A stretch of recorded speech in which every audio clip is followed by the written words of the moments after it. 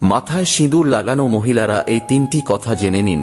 কথিত আছে মেয়েরা সিঁদুর লাগালে তাদের স্বামীর আয়ু বৃদ্ধি পায় এবং সংসার সুখের হয়। তবে ভুল করেও সিঁদুর লাগানোর সময় এই তিনটি কাজ করবেন না, না হলে হিতে বিপরীত হয়ে স্বামীর প্রাণ সংকট হতে পারে। নাম্বার 1, সিঁদুর লাগানোর সময় খেয়াল রাখবেন সেটা যেন কপালের মাঝখানে অবস্থান করে, কারণ এমনটা করলে স্বামীর আয়ু দীর্ঘ হয় এবং বৈবাহিক জীবন সুখের হয়।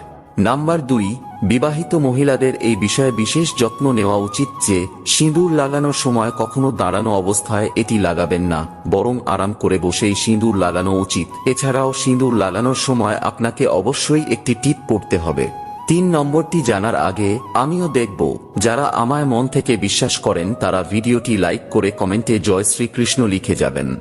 নাম্বার 3, বিবাহিত নারীদের সবসময় এটি খেয়াল রাখা উচিত যে তাদের সিঁদুরের বাক্স যেন কোনো জায়গা থেকে ভাঙা না থাকে।